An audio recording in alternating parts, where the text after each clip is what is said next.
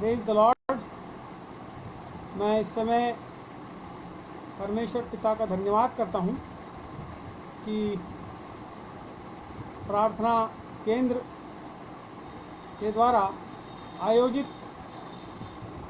इस video conferencing में, जो कि लगातार उनके द्वारा चलाई जा रही है और बहुत से मसीही भाई बहन इसके द्वारा लाभान्वित हो रहे हैं, आत्मिक रूप से आगे बढ़ रहे हैं।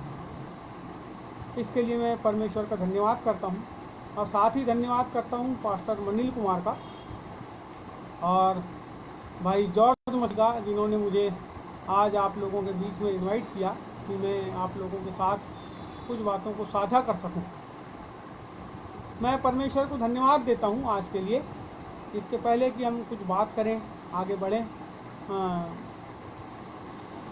मैं चाहूँगा हम जो भी भाई अभी इस समय जुड़े हैं या ना जुड़े हैं, हो सकता है जो नहीं जुड़े वो तो खैर नहीं देख पा रहे हैं, लेकिन जो लोग जुड़े हैं मैं चाहूँगा हम अपनी आँखों को बंद करें और परमेश्वर पिता से इस समय हम प्रार्थना करेंगे और उसके बाद मैं कुछ बातों को आप लोगों के बीच में रखना चाहूँगा।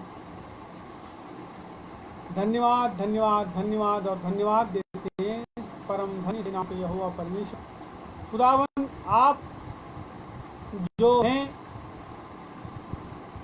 जो थे, जो होने वाले हैं परमेश्वर पिता खुदावंद, आपको इस समय मैं अपने जीवन में आमंत्रित करता हूँ परमेश्वर, इस जगह पर आमंत्रित करता हूँ परमेश्वर कि आपके द्वारा अद्भुत रीति से परमेश्वर पिता ये कार्य इस जगह पर अंजाम दिया जाए। प्रभु तेरे वचन की सेवा खुदावंद परमेश्वर आज जब इस जगह पर होनी है प्रभु, तो तेरा परमेश्वर पवित्र आत्मा का घना सामर्थी हाथ परमेश्वर हमारे जीवन के ऊपर हो। खुदावंद परमेश्वर तेरी अग्निमय ज्वाला सुनने वालों के हृदय को छेदने पाए प्रभु। खुदावंद परमेश्वर हम जानते हैं प्रभु कि हमारी कोई खूबी और कोई लियाकत नहीं है। खुदावंद हम जानते हैं परमेश्वर पिता कि हम इस धरती पर घास के फूल के समान हैं प्रभु, जो आज है और कल नहीं होगा प्रभु।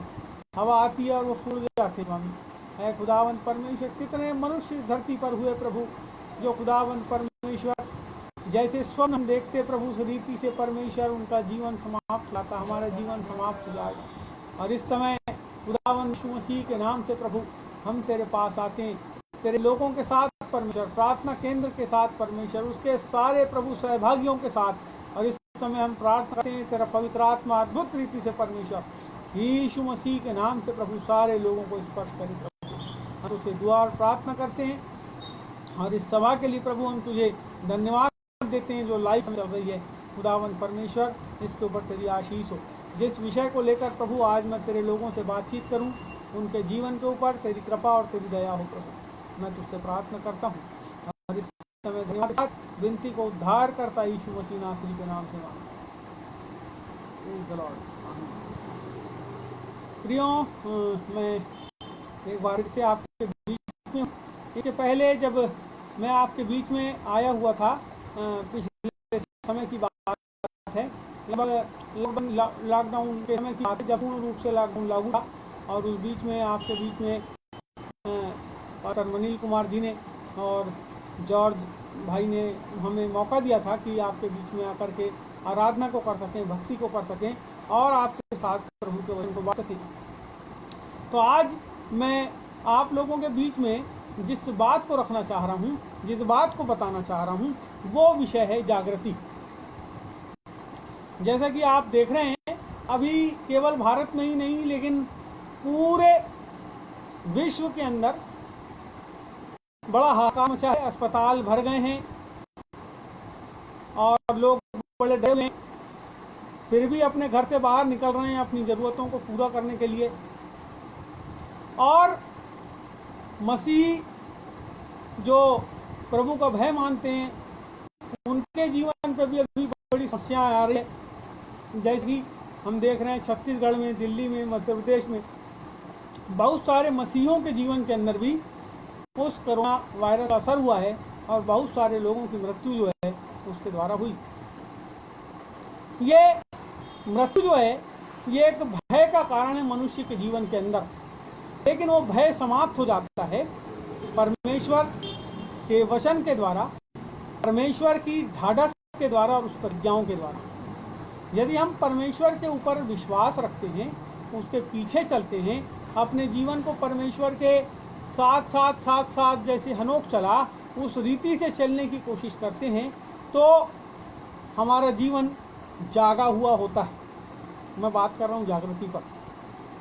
ये जागृति जो है, ये मनुष्य की आत्मा की जागी हुई अवस्था है। देखिए, मनुष्य की आत्मा की जागी हुई अवस्था ही जागृति कहलाती है। जब एक मनुष्य का मिलन परमेश्वर के साथ होता है, उसकी आत्मा के साथ हो जाता है, तो वो मनुष्य की जो आत्मा है, उस आत्मा में परमेश्वर की जागृति कार्य करने लगती है। हमारे प्रभु यीशु मसीह ने एक बात को कहा था, जागे रहो और प्रार्थना करते रहो कि तुम परीक्षा में न पड़ो।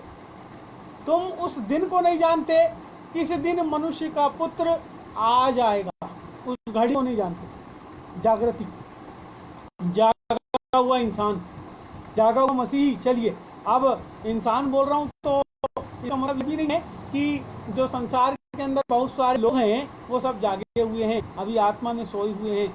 और जब तक परमेश्वर का आत्मा मनुष्य की आत्मा में आकर निवास नहीं करने लगता, उस आंतरिक स्थान, महापवित्र स्थान, जो आत्मा का रूप हमारा शरीर, हमारे शरीर के अंदर प्राण और उसके बाद आत्मा है, उसके अंदर जब तक के वास नहीं करता, तब तक वहाँ पर जो है परिवर्तन नहीं आता। मैं आपको बताना चाहता हूँ, बहुत सारे बड़ी बड़ी सभाएं, बहुत सारे क्रूसेड, बहुत सारी ऐसी सभाएं होती है जहाँ पर भीड़ की भीड़, बैलगाड़ी में गांव के लोग जो हैं, लोगों को भर करके लेकर के आते हैं। और आप लोगों ने अपने क्षेत्र में भी देखा होगा, किसी ज़माने में, आजकल तो वैसा नहीं होता, बहुत कम होता है, लेकिन जब वो बैलगाड़ी साइकिलों में और बड़ी बड़ी गाड़ियों में लोगों को लेकर के आते हैं, बहुत ज़्यादा बीमार लोगों को, और जब वो लेकर के आते हैं, मंच के ऊपर हमारे आदरणीय प्रभु के भक्त रहते हैं और उन लोगों के द्वारा परमेश्वर अद्भुत रीति से काम करता है। और जब काम करता है तो वो जो बीमार हैं वो चंगे हो जाते हैं। वो जो बीमार हैं उनके जीवन के अंदर अद्भुत काम होने लगते हैं। और वो जो बीमार हैं, अब देखिए कैसे बीमार हैं, कुछ लंगड़े हैं, कुछ बहरे हैं, कुछ जो है देख नहीं सकते हैं, उनको चश्मे लगते हैं, बहुत सारे अलग अलग तरह के कैंसर वाले बीमार हैं, और कुछ चल नहीं पाते तो वो उनको क्या बोलते हैं, कुर्सी के ऊपर में बिठा के 4 लोग पकड़ के डंडा बांध के लेकर के आते हैं। हमने देखे हैं बहुत सारे ऐसे लोगों को। तो क्या होता है कि जब वो लेकर के आते हैं और जब प्रार्थनाएं होती है तो वो लोग चंगे हो जाते हैं। उनके जीवन में चंगाई का प्रकाश परमेश्वर की ओर से आता है और वो लोग चंगे हो जाते हैं। लेकिन उसमें कितने लोग हैं जो मन फिराकर परमेश्वर के पास आते हैं? ये जो मन फिराना है और परमेश्वर के पास आना है, और इस मन फिराने के बाद अपने मन को केवल परमेश्वर के लिए जागृत रखकर इस संसार के अंदर जीवित रहना है, यही मनुष्य की पहली जागृति की अवस्था है कि वो अपने एकमात्र जीवित परमेश्वर को पहचान ले कि वो जीवित परमेश्वर कौन है। परमेश्वर के लिए जागना उसकी जिंदगी के अंदर पहली बात हो जाती है। दूसरी बात होती है, जब वो जाग गया है तो वो जो जीवित है वो परमेश्वर के लिए जीवित रहे, ये दूसरी अवस्था है। और ये जो दूसरी अवस्था है ये धीरे धीरे धीरे धीरे धीरे चलते चले जाती है, ये बढ़ती है, धीरे धीरे बढ़ती है। अब देखिएगा, कई बार जब सेवकाइयाँ चालू होती है, जब हम प्रचार चालू करते हैं, जब हम सेवा चालू करते हैं, तो क्या होता है, हम बहुत आत्मा की भरपूरी के साथ पवित्र आत्मा से भर करके जो है इस सेवकाई को चालू करते हैं। लेकिन धीरे धीरे जो है, जैसे हमको आत्मा में बढ़ते चले जाना चाहिए, वैसा ना होकर धीरे धीरे ये होता है कि हम आत्मा से चालू करते हैं और शरीर पर काटने लगते हैं। ये बाधा है, ये रुकावट है, ये अड़चन है। देखिएगा, बहुत सारे प्रचारक हैं, बहुत सारे हमारे आदरणीय बड़े मसीह में आगे जो लोग हैं, उन लोगों ने जागृति को कई प्रकार से परिभाषित किया है। किसी ने कहा है जागृति, तो मैं बोल ही रहा हूं, किसी ने कहा है आत्मिक जागृति, आत्मिक जागृति, किसी ने कहा है आत्म जागृति, किसी ने कहा है कलीसियाई जागृति, और किसी ने इसको नाम दिया आंदोलन, और किसी ने कहा है अंतिम जागृति, एंड टाइम रिवाइवल। रिवाइवल तो है लेकिन एंड टाइम रिवाइवल। तो ये जो जागृति है, ये जागृति को हम बड़े पैमाने पर क्यों नहीं देख पाते? जैसे हम बाइबल में देखते हैं परमेश्वर ने योना को जो है इस्तेमाल में लाया। जहाँ तक मैं देखता हूँ कि यदि मूसा के बाद कोई ऐसा व्यक्ति है जो लोगों को निकाल कर लाया, देखिए मूसा के समय तो वो घटनाएं नहीं हुई थी, ये योना के समय हुई, वो बहुत ज़्यादा ध्यान देने योग्य बात है। एक बहुत बड़ा शहर जहाँ लाखों लोग हैं, वहाँ पर योना को परमेश्वर ने उपयोग में लाया।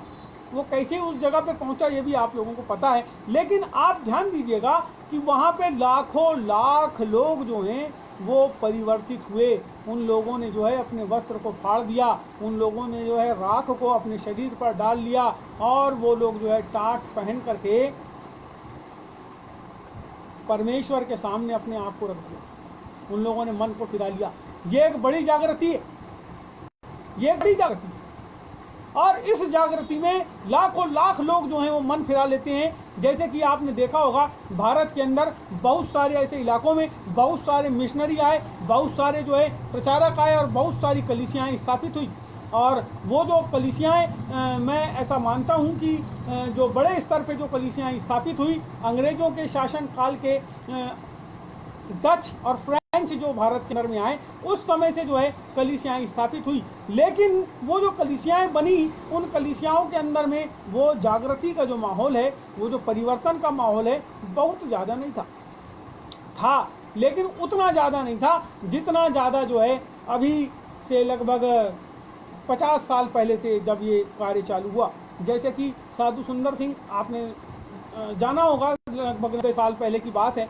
साधु सुंदर सिंह यीशु मसीह में आए, और उस समय में बहुत ज़्यादा लोग नहीं थे प्रभु में, बहुत कम लोग थे, और जो लोग थे वो पूर्ण रीति से जो है ईसाई मत को स्वीकार करके ईसाई मत के जैसे जैसे कार्य होते हैं वैसे वैसे वो करते थे। परंतु ये जो जागृति है, ये जो साधु सुंदर सिंह के जीवन के अंदर वो जागृति आए कि वो ऐसे जागे कि मैं तो जागूंगा लेकिन तुम्हें भी जगा के रहूंगा। वो पूरे भारत के अंदर में प्रभु की जागृति के कार्य को उन्होंने प्रारंभ किया। देखिएगा, जब उन्होंने कार्य को प्रारंभ किया तो उन्होंने बहुत सारे लोगों को संदेश सुनाया। उनके एक साथी थे करतार सिंह, जिनको जो है नेपाल में एक चमड़े की थैली के अंदर प्रभु यीशु मसीह का प्रचार कार्य करने के कारण चमड़े की थैली के अंदर उनको भर के रख दिया। वो गीला चमड़ा होता था, और धीरे धीरे जो है करतार सिंह जो है उसमें जैसे जैसे चमड़ी धूप में सुखड़ते गई, वैसे वैसे करतार सिंह के शरीर की हड्डियां जो है वो टूटती गई और वो मर गया। उसने शहादत को प्राप्त किया। ये जागृति का कार्य है। जब कोई जागृत हो जाता है तो शहादत आ जाती है। प्रभु के लिए जो है वो मरने के लिए भी तैयार हो जाते हैं। और यहाँ पर क्या हो रहा है कि साधु के समय से जब ये कार्य चालू हुआ, और धीरे धीरे भाई बख्श सिंह का नाम आपने सुना होगा, वो एक ऐसे व्यक्ति थे, सिख परिवार के थे, और जब वो इंग्लिस्तान में गए पढ़ने के लिए, बहुत धनाढ्य परिवार के थे, और जब वो इंग्लिस्तान में पढ़ने के लिए गए तो वहाँ पर उन्होंने प्रभु यीशु मसीह के बारे में जाना।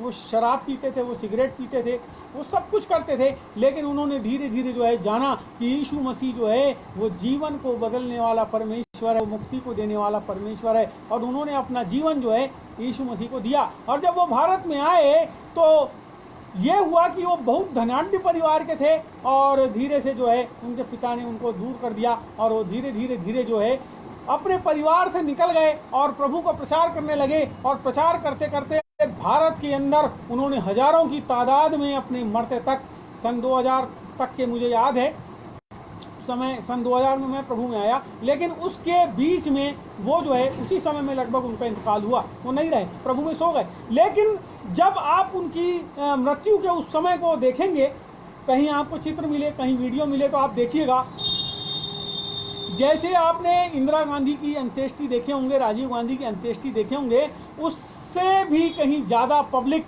उनकी अंत्येष्टि में आई थी। उन्होंने पूरे भारत के अंदर ऐसी जागृति के काम को किया, ऐसी प्रभु की सच्ची शिक्षाओं को उन्होंने दिया कि अद्भुत रीति से जो है लोग लाखों लाख की तादाद में भारत के अंदर बचाए गए।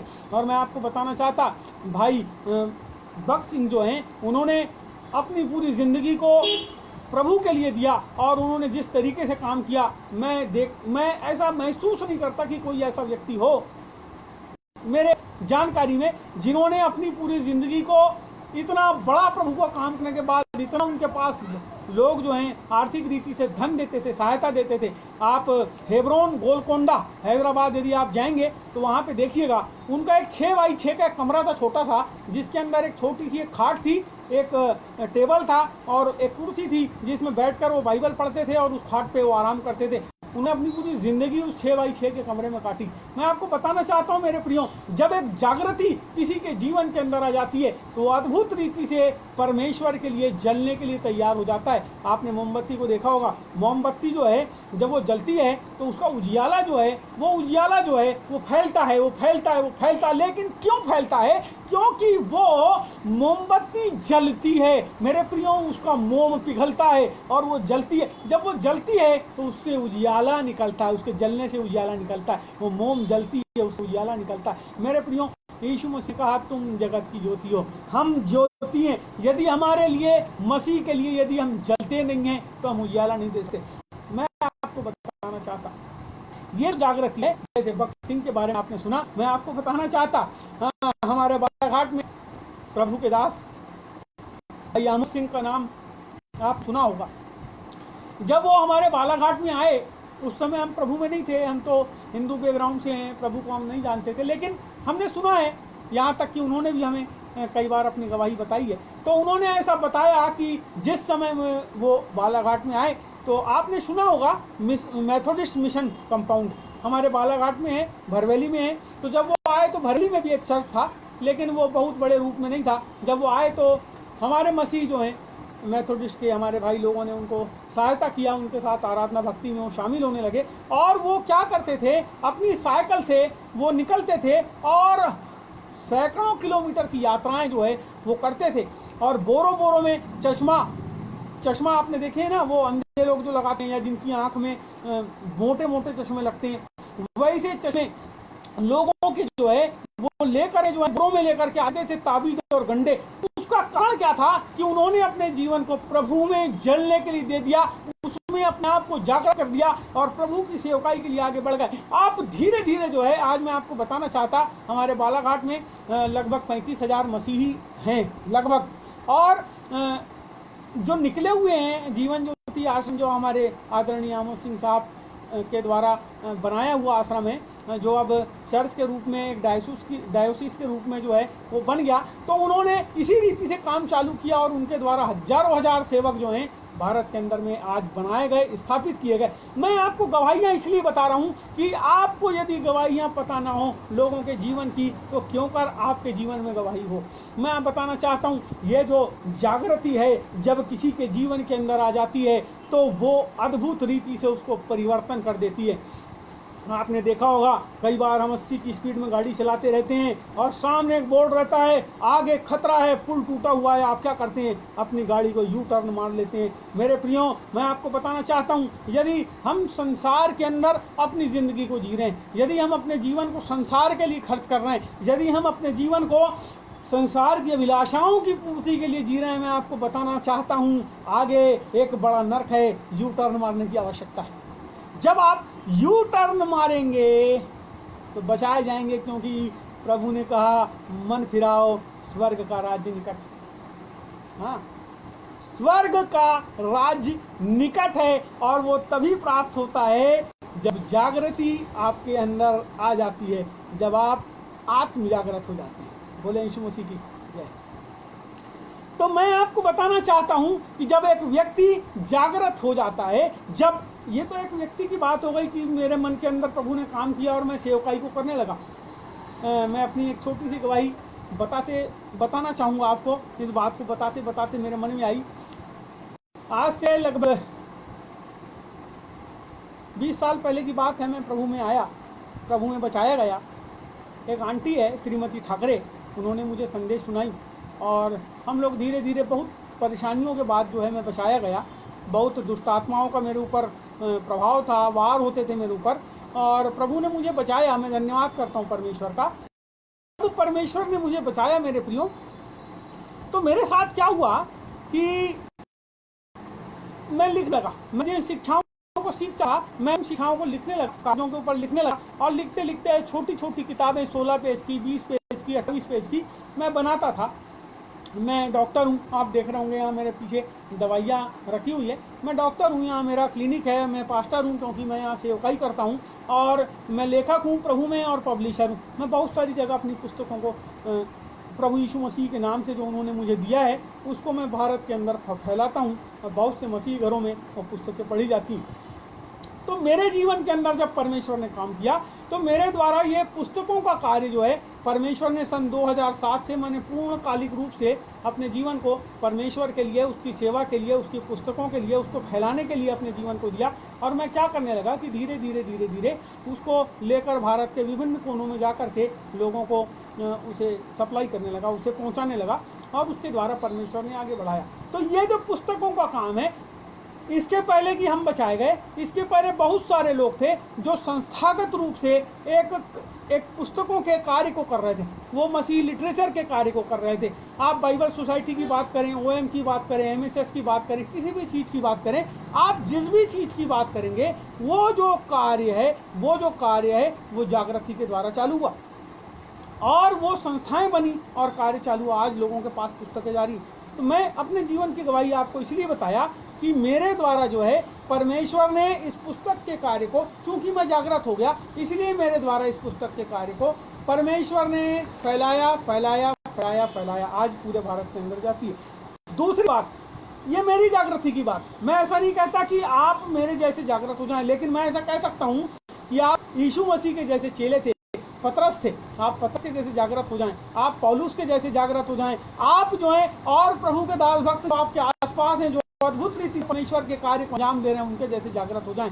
तो यहाँ पे हम देखते हैं, पहली चीज हो गई हमारी खुद की जागृति। दूसरी जो जागृति है, यह जागृति होती है कलीसियाई जागृति। जब हम या एक अगुआ या एक परमेश्वर में ऐसा जन जिसको परमेश्वर ने चुना है, जब वो जागृत होता है, तो जागृत जब वो होता है तो कलीसिया, जिस कलीसिया में वो है, या तो वो पासवान है या वहाँ का सदस्य है या जो कुछ भी है, उस जगह के ऊपर परमेश्वर की जागृति आती है। जागृति का तात्पर्य जो है पापों से मन फिराना और परमेश्वर की ओर पूर्ण रीति से फिर जाना, पाप के लिए जिंदगी न बिताकर परमेश्वर के लिए जो है अपनी जिंदगी को बिताना। मेरे प्रियो, मैं आपसे इस बात को इसीलिए बार बार बोल रहा हूँ, पापों से मन को फिराना, क्योंकि जो पाप है इसकी जड़ बहुत गहरी एक व्यक्ति के अंदर होती है। हमारे जीवन के अंदर वो जड़ गहरी हो सकती है।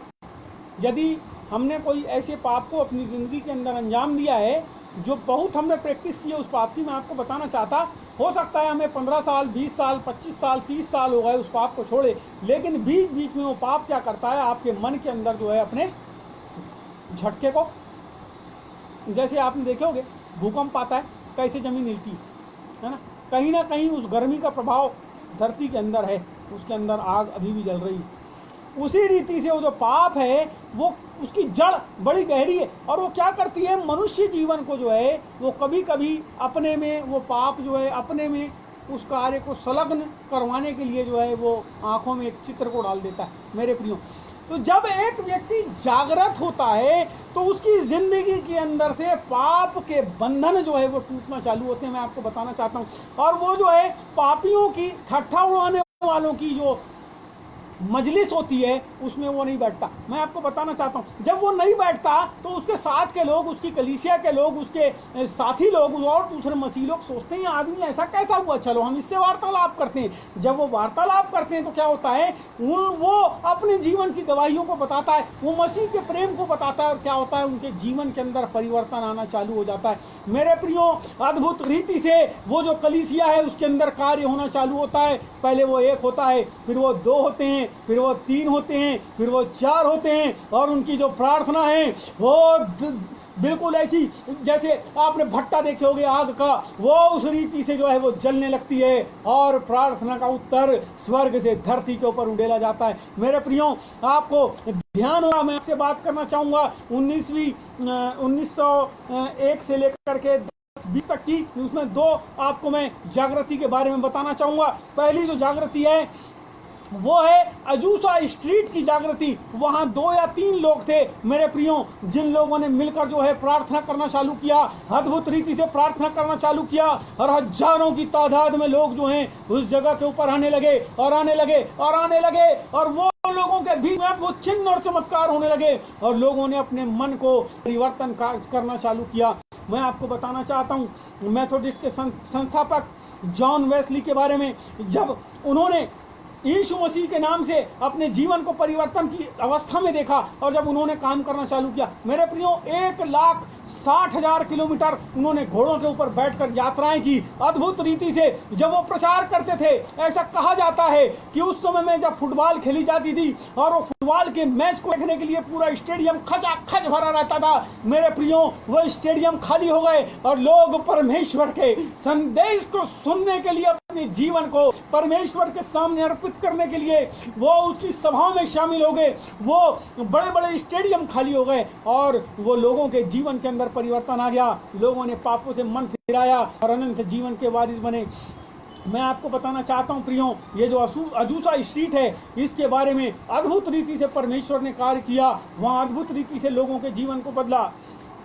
उसी प्रकार से वेल्स नाम की एक जगह थी, जहां पर ऐसी 2 या 3 भाइयों ने मिलकर प्रार्थना चालू की, जिनके जीवन परमेश्वर ने कार्य किया था। 2 लोग बचाए गए, उनके द्वारा हजारों लोग बचाए गए। मैं आपको तीसरी बात बताता हूं, इसको आपने कहीं ना कहीं वीडियो में, टीवी में देखा होगा, नहीं देखा होगा तो आप लोड करके देख सकते हैं।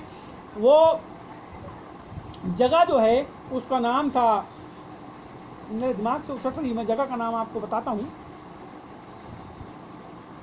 काली कोलंबिया। काली कोलंबिया में एक पास्टर और उनकी पत्नी पहुंचे, और वहां पे जो है बहुत ज़्यादा मादक पदार्थों का जो है व्यवसाय होता था। और जब काली कोलंबिया ये लोग पहुंचे तो इन्होंने वहां प्रार्थना करना चालू किया, प्रार्थना करना चालू किया, प्रार्थना करना चालू किया, और धीरे धीरे धीरे धीरे जो है वहां के बंधन, शैतानी बंधन टूटने लगे और बहुत लोग प्रभु में आने लगे, और वहां के जो तस्कर हैं वो धीरे धीरे पकड़वाए जाने लगे, और धीरे धीरे वहाँ से मादक पदार्थों का कार्य जो है वो बंद हो गया। जैसे अभी आपने सुना होगा, भारत के अंदर, पंजाब के अंदर मादक पदार्थ बहुत ज़्यादा बढ़ गए थे। भारत के अंदर आतंकवादियों का एक बड़ा गढ़ हो गया था पंजाब। और आपने ऑपरेशन अगापे का नाम सुना होगा, डॉक्टर विक्टर चौधरी और उनके एक साथी डॉक्टर हैं, उन लोगों के द्वारा वहाँ पर भी प्रार्थना आंदोलन चालू किया गया था, और अद्भुत रीति से वहाँ पर जो है वो आतंकवाद के बंधन प्रार्थना के द्वारा टूटे। मेरे प्रियो, मैं आपको बताना चाहता हूँ, उसी रीति से जो है काली कोलंबिया के अंदर में परमेश्वर ने अद्भुत रीति से कार्य किया और जागृति को लाया। और वहां क्या हुआ कि जो असामाजिक तत्व थे, उनमें से कुछ लोगों ने उस पास्टर की हत्या कर दिया, और उनकी जो पत्नी थी उन्होंने बोला कोई बात नहीं, मेरे पति की जो शहादत है वो व्यर्थ नहीं गई, और अब परमेश्वर के काम को अब रुकेगा नहीं। और उसने और प्रार्थना करना चालू किया। प्रियो, हजारों की तादाद में मैंने देखा है उस वीडियो के अंदर में कम से कम 50,000 लोग एक साथ वो एक बड़े स्टेडियम में बैठकर परमेश्वर की आराधना कर रहे हैं, भक्ति कर रहे हैं, और वो लोग गीतों को गा रहे हैं। अद्भुत रीति से परमेश्वर ने कार्य किया। मैं परमेश्वर को बहुत धन्यवाद देता हूँ मेरे प्रियो, कि हम जिस देश के अंदर पैदा हुए, उस देश में परमेश्वर ने हमारे लिए बहुत ज़्यादा ऐसे अवसरों को रखा है जब हम परमेश्वर के कामों को अंजाम दे सकते हैं। हम बहुत सी ऐसी जगह पर हमारे ऊपर सताव आते हैं, लेकिन प्रियो बाइबल कहती है मत डर, क्योंकि मैं तेरे साथ हूं, मैं अपने दरमे दाहिने हाथ के तले तुझे सहारा दूंगा। हमारा परमेश्वर का वायदा है। जैसा यह 41:10 आप पढ़िएगा, वहाँ पे वायदा है। आपने देखा होगा शद्रक, मेशक, अबेदनगो के जीवन के अंदर जो जागृति थी, उस जागृति के द्वारा वो उस आग के भट्टे के अंदर से जीवित बाहर निकले। बाइबल कहती है उनके मोजे तक नहीं जले। मेरे प्रियो, परमेश्वर बहुत महान है, बहुत अद्भुत है, बहुत अनुग्रहकारी है, और जब वो हमारे जीवन के अंदर आ जाता है, हमारे जीवन को परमेश्वर अद्भुत रीति से बदल देता है। मुझे एक घटना याद आती है मेरे प्रियो, आप लोगों ने बाइबल में जरूर पढ़ा होगा यूहन्ना रचित सुसमाचार, और उसको जब आप देखेंगे 3 अध्याय 4 अध्याय में, 3 अध्याय में नतानिएल के बारे में, 4 अध्याय को जब देखते हैं, वहाँ एक सामरी स्त्री के बारे में, वो स्त्री 7 पति कर चुकी थी और यीशु उससे भविष्यवाणी के रूप में उस अभिषेक में उससे बात करते हैं। जब यीशु बात करते हैं तो बात करते करते वो कहती है कि जो मसीहा आने वाला था वो तू है क्या। मेरे प्रियो, मैं बताना चाहता हूँ, उस स्त्री ने अपने मन को फिराया और जब वो गांव गई, अपने गांव गई, घड़े को वहीं छोड़ दी, अपने गांव गई और जाकर सब लोगों को बताया कि मसीहा जो है वो आ गया। और उसके गांव के लोग जो हैं वो आए और उन्होंने यीशु को अपने साथ अपने गांव में ले गए। और मैं आपको बताना चाहता हूँ वो जगह थी जहाँ यहूदी लोग नहीं जाते थे, वो सामरी लोगों का गांव था। वो लोग ऐसे लोग थे जो यहूदियों के साथ मेल मिलाप नहीं करते थे, लेकिन यीशु उनके साथ गया।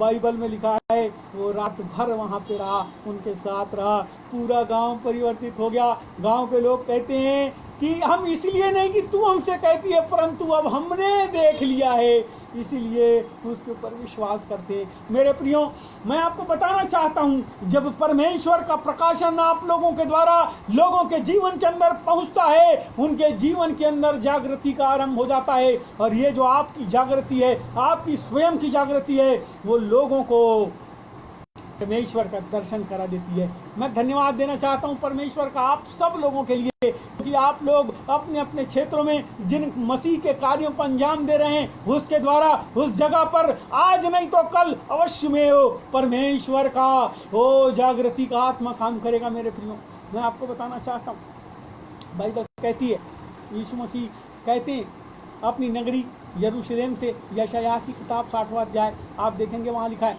उठ प्रकाशमान हो क्योंकि तेरा प्रकाश आ गया। उठ प्रकाशमान हो। ये जो जागृति है, ये प्रकाश है, ये परमेश्वर का प्रकाश है जो हमारे जीवन के अंदर आ जाता है। और जब आ जाता है तो सोया हुआ मनुष्य उठ जाता है, खड़ा हो जाता है, वो प्रभु के काम को करने के लिए आगे बढ़ जाता है। वॉचमैन नी का नाम आपने सुना होगा। मेरे प्रियो, वॉचमैन नी जो है परमेश्वर का एक बहुत महान दास रहा, दिव्य प्रकाशनों का दृष्टा था वो।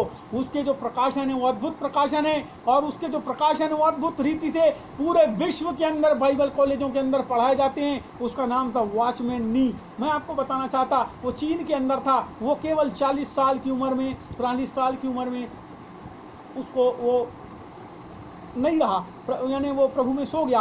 लेकिन उसकी जीवन के जो अंतिम समय थे वो जेल के अंदर बीते। और जब वो जेल के बाहर था, जब प्रभु की सेवा करता था, अद्भुत रीति से उसने घरेलू कलीसियाओं की स्थापना किया। मैं आपको बताना चाहता, डॉक्टर विक्टर चौधरी बहुत दिनों से इस बात को बोलते रहे कि भारत के अंदर वो समय आ रहा है जब घरेलू कलीसियाओं की आवश्यकता होगी। लोगों को प्रशिक्षित करो, लोगों को बताओ। और मैं आपको बताऊं, परमेश्वर का धन्यवाद मैं बोलना चाहूँगा, जरूर बोलना चाहूँगा, अवश्य बोलना चाहूँगा, क्योंकि वो घर जिनके अंदर प्रार्थना की वेदियाँ नहीं थी, वो इस कोरोना काल के अंदर प्रार्थना की वेदियों में तब्दील हो गया। हर घरों के अंदर एक एक, मैं आपको बताऊं, आपका शहर, यदि आपके शहर के अंदर 200 मकान थे, मैं आपको बताना चाहता, बहुत सारे ऐसे लोग हैं, बहुत सारे ऐसे परिवार हैं जिन्होंने 200 में से 150 ऐसे परिवार थे जो प्रार्थना में नहीं जाते थे मेरे प्रियो। लेकिन इस कोरोना काल में उनके परिवार के अंदर अद्भुत रीति से परमेश्वर ने अपनी वेद को स्थापित किया और अपना परमेश्वर उनके द्वारा लेने लग गया। उनके घरों में प्रार्थना की वेदी स्थापित हो गई। परमेश्वर का धन्यवाद।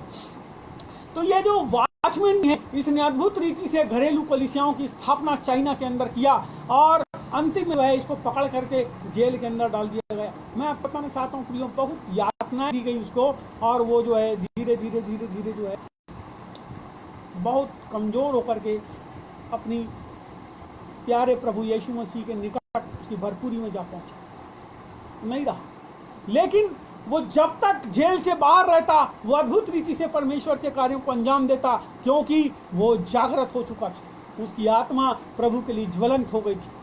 यीशु मसीह के उस कथन को आप ध्यान दें, जहां उसने कहा, मैं इस धरती पर इसलिए आया कि मैं आग लगाऊं। मैं धरती पर इसलिए आया कि आग लगाऊं। उसकी जो आग है ना, वो हमारी आत्मा में वो लगा चुका है। जब हम उस आग में, परमेश्वर की उस दिव्य आग में जब हम जलते हैं, मैं आपको बताना चाहता, हमारे द्वारा लाखों लोग उन लकड़ियों के मानिंद जो है एक दूसरे से मिलकर धड़धड़ाती हुई आग के रूप में जो है परिवर्तित हो जाती है। हमारे जीवन के अंदर यदि आग नहीं है प्रियो, यदि हमारे जीवन के अंदर जागृति नहीं है प्रियो, तो ना हम किसी को जला सकते, ना हम किसी को जागृत कर सकते। हमारे जीवन के अंदर जो है वो जागृति की आवश्यकता है, परमेश्वर की अग्नि की आवश्यकता है। और मैं आपको बताना चाहता हूँ, जिस हंडे के नीचे आग लगी रहती है उसका पानी कभी ठंडा नहीं होता, वो खौलता है। प्रकाशित वाक्य की किताब उसके दूसरे और तीसरे अध्याय में जब आप पढ़ते हैं, वहाँ प्रभु अपनी कलीसियाओं से बात करता है। 7 पत्र 7 कलीसियाओं के नाम हैं, और वो कहता है अंतिम कलीसिया को, लौदीकिया की कलीसिया को, कि तू ना ठंडा है ना गर्म है, गुनगुना है, और मैं तुझे उगलने पर हूँ। मेरे प्रियो, गर्म हो जाएं, सरगर्म हो जाएं, अपनी आत्मा में जागृत हो जाएं। आज हमारा परमेश्वर हमको आवाज़ देता है, आज मेरा परमेश्वर आपको आवाज़ देता है। वो परमेश्वर जो सारी सृष्टि का बनाने वाला है, जिसने इतने बड़े ब्रह्मांड को बनाया, जिसके कोने के भी कोने में हम बहुत छोटी सी पृथ्वी के ऊपर रहते हैं प्रियो। यदि आप इस आकाश गंगा के पार जाएं, वहाँ से खींची हुई कोई वैज्ञानिक फोटो को देखें, तो आप पाएंगे कि आकाश गंगा में धरती कहाँ है समझ ही नहीं आता। एक मुट्ठा बालू में एक धूल का कण जो आप उसे छोड़ते हैं, वो कहाँ चले जाता है आपको पता नहीं चलता। उसी रीति से हमारी धरती इस बड़े आकाश गंगा के, ऐसी हजारों आकाश गंगाओं के एक समूह के कोने में हम पड़े हुए लोग, और उस धरती के ऊपर हम कितने बारीक, कितने छोटे मनुष्य। लेकिन आप ध्यान दीजिए, आपके अंदर जो आत्मा है वो परमेश्वर के द्वारा फूटी हुई आत्मा है, और परमेश्वर ने आपको इस धरती के अंदर इसलिए रखा है कि उसके द्वारा सृजित दूसरे मनुष्यों को भी आप जागृत कर सके। यिर्मयाह से परमेश्वर बात करता है, वो कहता है मैं तो अभी छोटा हूँ, बालक ही हूँ, नहीं बोल पाऊंगा। परमेश्वर कहता है तो किसी मनुष्य के मुंह को देखकर मत डर, किसी मनुष्य के मुंह को देखकर मत डर। मैं आपसे बोलना चाहता हूँ मेरे भाई, हमारे जीवन में जिस दिन डर और भय इस संसार के लोगों से खत्म हो जाएगा, उस दिन आप समझ जाना आपके अंदर परमेश्वर की जागृति आएगी। हर वो इंसान जो जागृत हुआ वो मरने से कभी नहीं डरा। हर वो इंसान जो जागृत हो गया वो कभी बदनामी से नहीं डरा। हर वो इंसान जो यीशु मसीह के लिए चलने लगा वो कभी उन पहाड़ों से नहीं डरा, जो पहाड़ ऐसे ऊंचे और अति विशाल दिखाई देते थे। वो उन पहाड़ों को पार करके अपनी मंजिल पर पहुंच गया। मेरे प्रियो, आपको परमेश्वर ने इसलिए चुना कि आप कभी न डरें। आपको परमेश्वर ने इसलिए चुना कि आपके द्वारा अद्भुत रीति से कार्य किए जाएं। आपको परमेश्वर ने इसलिए चुना कि आप उन पहाड़ की चोटियों को पार करके मसीह के उस कार्य को अंजाम पाए। मेरे प्रियो, मैं आपको इस समय परमेश्वर के सिंहासन के सम्मुख लेकर आता हूँ। आइए, मैं बहुत ज़्यादा नहीं बोलना चाहूँगा, लेकिन आइए अब हम परमेश्वर के सिंहासन के सम्मुख आएँ और हम प्रार्थना। हमारे जीवन के अंदर परमेश्वर की वो जागृति आए जिससे हमारा परिवार, जिससे हमारा मोहल्ला, जिससे हमारा शहर और जिससे हमारा देश बचाया जाए। मेरे प्रियो, जब हम खुद जागृत हो जाएंगे तो जागृति आ जाएगी। अपने आप को जागृत करें, अपने साथ अपने परिवार को जागृत करें। आइए प्रियो, अपनी आंखों को बंद करें। जमीन और आसमान के सृजनहार, हमारे जीवित सामर्थ्य अनुग्रहकारी दयालु परमेश्वर, तेरे बेटे हमारे उद्धारकर्ता यीशु ख्रीष्ट के नाम से इस समय हम तेरे पास हैं। मुझे नहीं पता प्रभु कितने लोग इस समय हमें देख रहे हैं, कितने लोग हैं जो हमें सुन रहे हैं प्रभु, लेकिन खुदाबंद ये बात अवश्य है कि जो हमें देख रहे हैं, जो हमें सुन रहे हैं, उनके अलावा भी जितने लोग इस धरती पर उन सबको आप देख रहे हैं प्रभु। और इस समय हम दुआ करते प्रभु यीशु मसीह के नाम से हर एक सुनने वाले कानों पर पवित्र आत्मा का अभिषेक किसी समय उतर जाए। हम प्रार्थना करते प्रभु उनकी बंद आंखें यीशु के नाम से खुल जाएं। हम प्रार्थना करते प्रभु जो जागृत हैं वो अति जागृत हो जाएं, जिससे यीशु मसीह के नाम की महिमा सारे भूपटल के ऊपर परमेश्वर पिता ओ खुदावंत परमेश्वर उतारी जाए, तेरी महिमा उतारी जाए। जैसे सुलेमान के मंदिर में तेरी महिमा उतरी थी, उसी रीति से तेरी शकेनिया महिमा प्रभु तेरे लोगों के जीवन पर, उनके परिवार पर, उनकी प्रार्थना वेदियों पर आए, जिससे लोगों के जीवन अद्भुत रीति से परिवर्तित हो जाए। प्रभु हम दुआ करते इस समय उन लोगों के लिए प्रभु जो तुझ में और ज्यादा आगे नहीं बढ़ पा रहे हैं, यीशु मसीह के नाम से उनके रास्ते के वो तमाम पत्थर, वो सारी रुकावटें, वो सारे नाके तोड़ दिए जाएं प्रभु। इसी समय तेरे पवित्र आत्मा का अभिषेक काम करे और लोगों के जीवन के अंदर अद्भुत रीति से बदलाव आए। हर एक पाप की जंजीरें टूट जाएं प्रभु, हर एक वो गुप्त पाप जो परमेश्वर उनके जीवन में रहते और धीरे धीरे काम करते वो सब टूट जाएं प्रभु, और तेरी पवित्र आत्मा का गहरा अभिषेक उनके जीवन को आच्छादित कर दे। हम तुझसे प्रार्थना करते हैं लोगों को छू, उन्हें परमेश्वर अपने सामर्थ्य हाथों में ले प्रभु और उन्हें इस्तेमाल मिला। हम तुझसे ऐसी प्रार्थना करते हैं। धन्यवाद धन्यवाद और धन्यवाद देते हैं। हम तुझे महिमा आदर सम्मान और जलाल दे, विनती यीशु के नाम से। Praise the Lord. प्रियो, मैं बालाघाट से डॉक्टर सौरभ पंडोरिया, मैं यहाँ सेवकाई करता हूँ और साथ ही में लिटरेचर पब्लिकेशन का मेरा काम है, जिसका नाम है DSP बुक्स एंड पब्लिकेशन। तो आप सबों ने परमेश्वर यीशु मसीह के नाम में मुझे सुना, इसके लिए मैं आप सबको बधाई देता हूँ। कामना करता हूँ जो संदेश आपने सुना उसके द्वारा परमेश्वर आपको ज़रूर आशीष देगा। आमीन।